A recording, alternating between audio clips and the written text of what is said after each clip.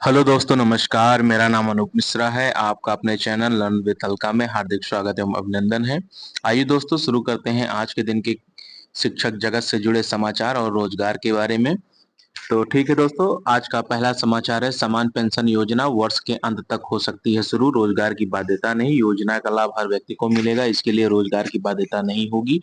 यानी कोई दुकान चलाता है और कोई बचत की कुछ धनराशि पेंशन में रखना चाहता है तो वह भी योजना से जुड़ सकेगा। योजना से जुड़ने की न्यूनतम उम्र सीमा 18 वर्ष होगी। उसके बाद भी कोई व्यक्ति इसमें योगदान देना चाहे तो शुरू कर सकता है। सबके लिए पेंशन योजना इस साल के अंत तक लागू होने की संभावना है। पेंशन से जुड़ी प्रक्रिया पर केंद्रीय श्रम एवं रोजगार मंत्रालय काम कर रहा है। कुछ महीने में प्रक्रिया पूरी कर इसे कैबिनेट की मंजूरी के लिए भेजा जाएगा। समान पेंशन स्कीम में ज्यादा अंशदान कर सकेंगे। असंगठित क्षेत्र के लोग भी इसमें शामिल किए जाएंगे। सूत्रों के मुताबिक इसमें न्यूनतम अंशदान के अलावा बचत की अतिरिक्त धनराशि पेंशन खाते में डाल सकेंगे। इसी हिसाब से सेवानिवृत्ति के बाद पेंशन मिलेगी। जैसे एक श्रमिक हर माह 3,000 पेंशन में योगदान करता है और बीच में कहीं से पैसे हाथ में आ गए तो उसे भी अंशदान के तौर पर जमा कर सकेगा। अगला समाचार है बाजार में नहीं मिल रही है एनसीईआरटी की पुस्तकें। एनसीईआरटी की पुस्तकें 1 अप्रैल से शुरू हो चुका है नया शैक्षणिक सत्र। कक्षा 4, 5, 7 व 8 की किताबें बाजार में नहीं है। पिछले साल भी किया गया था सिलेबस में बदलाव। एनसीईआरटी की पुस्तकें बाजार में नहीं है। 15 जुलाई से पहले पुस्तकें आने की संभावना नहीं है। ब्रिज कोर्स चलाने पर सीबीएसई ने आदेश दे दिया है। ठीक है, विद्यालय में 45 दिनों तक चलाया जाएगा ब्रिज कोर्स। सीबीएसई ने वेबसाइट पर कर दिया है अपलोड। ठीक है दोस्तों, आप लोग परेशान नहीं होइए। अगला है स्कूल से जुड़ी शिकायतों के लिए टोल फ्री और मोबाइल नंबर जारी किया गया है। किस किन चीजों पर आइए देखते हैं। 9229206203 पर होगी योजना संबंधी शिकायतें। यानी कि मोबाइल नंबर इस पर योजना संबंधी शिकायतें दर्ज की जाएंगी, जिसमें कन्या उत्थान योजना, साइकिल योजना, पोशाक, छात्रवृत्ति। इसी नंबर से नंबर, सामान्य में पाठ्य पुस्तक, एनएल एफएलएन किट, अंक पत्र, प्रमाण पत्र, डोमिसाइल प्रमाण पत्र में संशोधन और अनुशासनहीनता शामिल है। इसी तरह इस नंबर पर निविदा व भुगतान संबंधी, जैसे निविदा भुगतान, ऑन बोर्डिंग से संबंधित शिकायत की जा सकती है। इस नंबर पर विश्वविद्यालय महाविद्यालय से संबंधित शिकायतें शिक्षा विभाग के टोल फ्री नंबर पर और मोबाइल नंबर पर विश्वविद्यालय महाविद्यालय से शिकायतें दर्ज कर सकते हैं। शिक्षा विभाग ने शिक्षण व्यवस्था को सुदृढ़ करने के लिए यह पहल की है। एसीएस रखेंगे इस पर नजर। ठीक है दोस्तों, अगला समाचार है स्कूलों के टोल फ्री नंबर। यानी कि आधारभूत संरचना की शिकायत के लिए 14417, 1800345441, 9229206201 है। शिक्षकों की स्थापना की शिकायत 14417, 1800345441, 9229206202। योजना संबंधी शिकायतें 14417, 1800345441, 9229206203। निविदा भुगतान 14417, 1800345441, 9229206202 पर। विद्यालय संबंधी शिकायत 14417, 1800345441 पर और 9110054295 पर आप लोग दर्ज कर सकते हैं। ठीक है, सुविधा के लिए बनाया गया है कमांड एंड कंट्रोल सेंटर। अगला समाचार है शिक्षकों का आवासीय प्रशिक्षण आज से शुरू। यानी सत्र 2025-26 के लिए पहली से 5वीं तक के 15,690 शिक्षकों का 5 दिवसीय आवासीय प्रशिक्षण मंगलवार से शुरू होगा। प्रशिक्षण 19 अप्रैल तक चलेगा। प्रशिक्षण में सबसे अधिक शिक्षक मधुबनी, पूर्वी चंपारण, दरभंगा, सहरसा और सुपौल जिले से शामिल है। इन शिक्षकों से 300 शिक्षक आवासीय प्रशिक्षण में शामिल होंगे। एससीईआरटी ने किस जिले के शिक्षकों को किस प्रशिक्षण संस्थान में प्रशिक्षण कराना, इसकी सूची पहले ही जारी कर दी है। परिषद ने कहा कि शिक्षक जिले से तय किए गए प्रशिक्षण केंद्र पर ही प्रशिक्षण प्राप्त करेंगे। पटना जिले के 1280 शिक्षकों का होगा आवासीय प्रशिक्षण। पहली से 5वीं के पटना जिले के 1280 शिक्षक प्रशिक्षण में शामिल होंगे। जिले के शिक्षकों को 7 प्रशिक्षण संस्थानों से तय किया गया है। अगला है नैक मूल्यांकन में पिछड़े कॉलेज। बिहार की बात हो रही है। एक को छोड़कर किसी को भी ए ग्रेड नहीं मिला है और ए ग्रेड जिसको भी मिलता है वो बहुत ही अच्छा कॉलेज माना जाता है नैक की तरफ से। कॉलेज ने कर रखी है तैयारी। यानी कि विश्वविद्यालय के डीन साहब मीडिया प्रभारी प्रोफेसर अनिल कुमार ने बताया कि सभी कॉलेजों को नैक मूल्यांकन कराने के निर्देशित किया गया है। यूजीसी का पोर्टल अभी शुरू नहीं होने की वजह से कॉलेज अभी रुके हुए हैं। सभी कॉलेजों ने तैयारी कर रखी है। अगला है सूबे के 30,000 बच्चे साथी ऐप से जुड़ तैयारी कर रहे हैं। मॉक टेस्ट की भी सुविधा है। 80,000 प्रैक्टिस प्रश्न की सुविधा मॉक टेस्ट का होता है आयोजन। बिहार से 30,000 समेत देश भर के करीब 10 लाख विद्यार्थी जुड़े हैं साथ ही ऐप से। कई छात्रों ने जेई मेंस जनवरी 2025 की परीक्षा में 99 प्लस परसेंटाइल हासिल किया है। स्कूल और कॉलेज जाने वाले सभी बच्चे इस निःशुल्क सुविधा का लाभ उठा सकते हैं।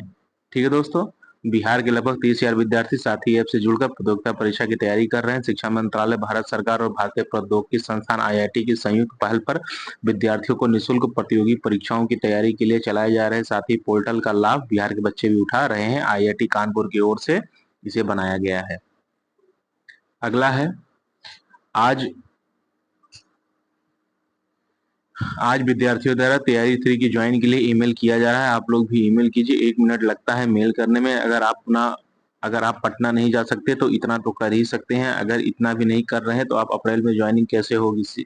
CM sir, CM Bihar dash बिहार@nic.in, एसीएस सर, एसीएस बिहार, महिला ma'am director, Sahila ma'am primary director, director pe.education पर इन सब पर आप मेल कर सकते हैं। तो क्या चीजें हैं ये देखते हैं। महोदय, सबने निवेदन यह है कि हम सभी बीपीएससी टीआरई 3 परीक्षा उत्तीर्ण अभ्यर्थी काफी समय से अपनी नियुक्ति और ज्वाइनिंग प्रक्रिया की प्रतीक्षा कर रहे हैं।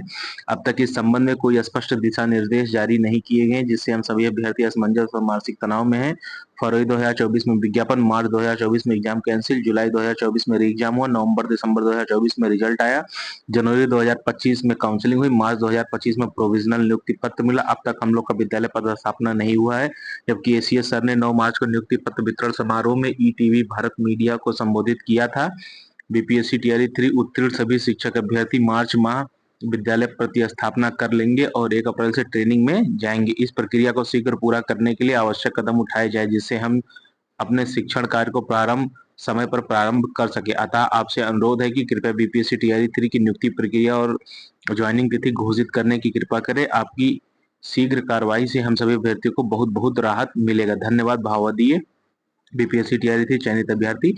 ये बीपीएससी टीआरई 3 की तरफ से एसीएस सर के लिए एक मैसेज है, जो सभी शिक्षक अभ्यर्थी कोशिश कर रहे हैं अपनी बात को वहां तक पहुंचाने के लिए। तो आप भी कर सकते हैं, जो सोशल मीडिया पे था उसे मेरा काम है आप लोगों तक पहुंचाना। अगला है, निरीक्षित पदाधिकारी भी प्रतिदिन सुबह जांच में पहुंचेंगे स्कूल। इसमें क्या है, सरकारी स्कूलों में सुधार के लिए रोज नए प्रयोगों का सिलसिला बदस्तूर जारी है। अब सरकारी स्कूलों में शिक्षकों के साथ विभागीय अधिकारियों की सक्रियता बढ़ाने का निर्णय लिया है।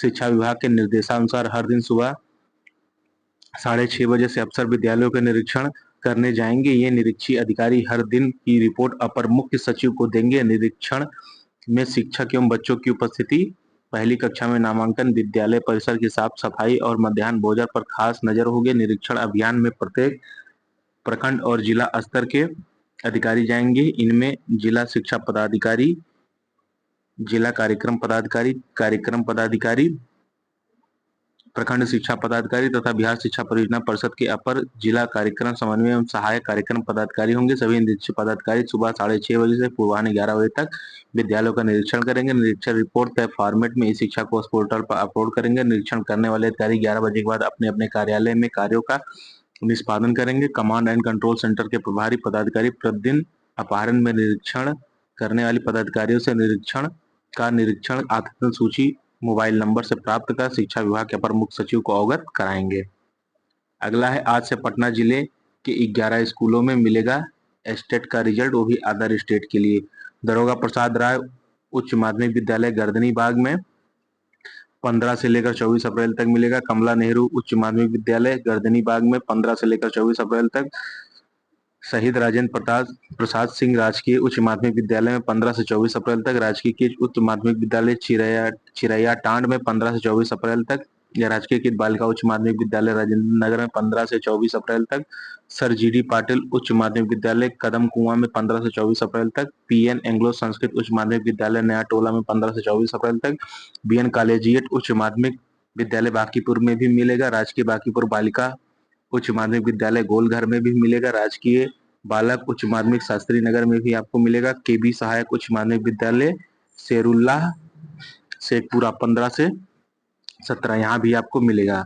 नोट, 18, 20 और 23 अप्रैल को अवकाश होने के कारण रिजल्ट आप लोगों को नहीं मिलेगा। तो अदर जिले के जितने भी विद्यार्थी हैं इन सभी शिक्षण संस्थानों में जाकर अपना अपना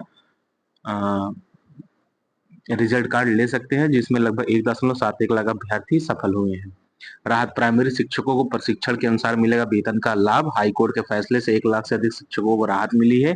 इग्नू से प्रशिक्षण लेने वालों का वेतन निर्धारण 2 साल ड्रॉप कर हुआ था तय। ठीक है, अगला है कुमारबाग हाई स्कूल के प्रधानाध्यापक निलंबित। आइए देखते हैं क्या बात है।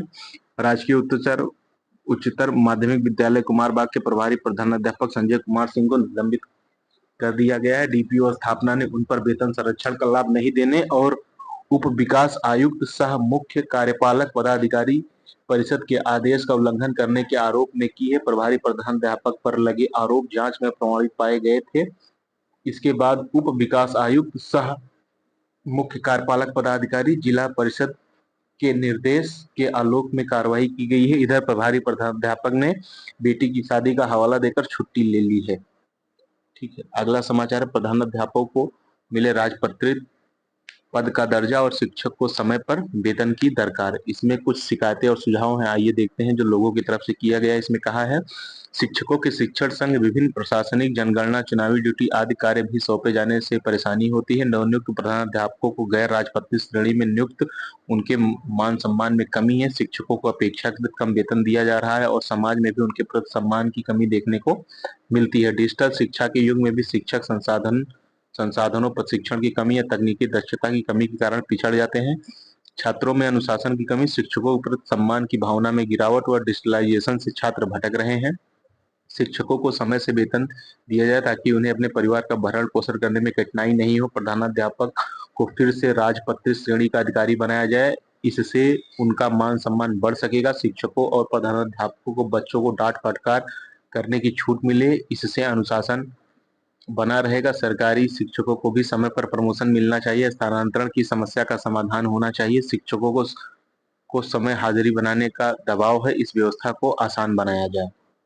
ठीक है दोस्तों, विभिन्न लोगों ने विभिन्न माध्यम से अपनी अपनी बातें रखी है। जैसे ब्रिजेश पांडे जी ने कहा है कि आज के डिजिटल युग में शिक्षक को पर कई चीजों का दबाव है, किसी भी बच्चे को डांट फटकार नहीं सकते, ऐसा करने पर वीडियो बनाकर वायरल कर देते हैं। परिजन समेत अधिकारी स्कूल में पहुंचते हैं, इससे पढ़ाई का माहौल तैयार नहीं हो पाता है। ऐसे में बेहतर शिक्षा की बात बेमानी है। अगला राजकुमार पांडे ने कहा है शिक्षकों को अधिक दूरी तय कर विद्यालय जाना होता है, इसके लिए सुबह सवेरे उठना पड़ता है। वहीं स्कूल पहुंचकर हाजिरी बनाने को लेकर ऑनलाइन प्रक्रिया पूरी करनी पड़ती है। इसके बाद शिक्षण का काम शुरू होता है। इन सब चीजों के दबाव में शिक्षक अपना बेहतर नहीं दे पाते हैं। शिक्षकों का वेतन समय पर नहीं मिलने के कारण दुकान वाला राशन देने से इनकार कर देता है। 1 महीने 2 महीने तक वेतन नहीं मिलने के कारण हम लोगों को काफी परेशानी होती है। उधार पर हम लोग की जिंदगी टिकी है, उधार न मिले तो भूखे रहने की नौबत आ सकती है। मंजीत कुमार, विद्यालय के प्रधानाध्यापक को जल्द से जल्द राजपत्रित पदाधिकारी का दर्जा मिलना चाहिए। अभी अराजपत्रित पदाधिकारी का दर्जा मिलता है, इससे हमारे मान सम्मान में काफी कमी होती है। पूर्व में प्रधानाध्यापकों को राजपत्रित अधिकारी का दर्जा मिलता था।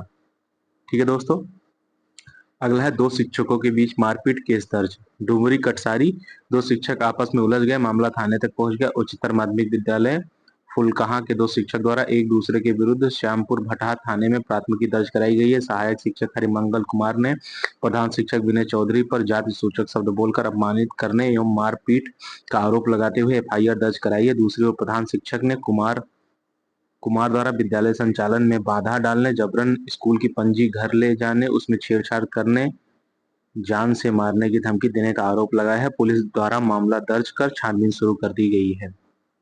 अगला समाचार है इंटर की विशेष परीक्षा के लिए 15 तक आवेदन आप लोग कर सकते हैं। इंटरमीडिएट विशेष परीक्षा 2025 और इंटरमीडिएट कंपार्टमेंट परीक्षा 2025 में शामिल होने के लिए एक बार फिर ऑनलाइन आवेदन की तिथि विस्तारित की गई है। केएन इंटर कॉलेज कुर्साकाटा के प्राचार्य प्रोफेसर अजय कुमार झा ने कहा कि 15 अप्रैल तक आप लोग आवेदन कर सकते हैं। इस प्रकार आज के मुख्य समाचार समाप्त होते हैं। आइए अन्य समाचारों की तरफ बढ़ते हैं। अन्य समाचार है अभी बीपीएससी टीआरई 4 परीक्षा को लेकर अफवाहों का बाजार गर्म हो रहा है। अभ्यर्थी लोग अपडेट के लिए दिन भर में 10 से 15 वीडियो देख रहे हैं और यूट्यूबर लोग भी इस मौके का फायदा उठा के दिन भर में बिना सिर पैर का 5-5, 6-6 वीडियो अपलोड कर दे रहे हैं। तो अभी आप लोग सिर्फ तैयारी पर फोकस करिए, अभी आप लोगों की भर्ती नहीं आ रही है, इसलिए बहुत परेशान होने की बात नहीं है।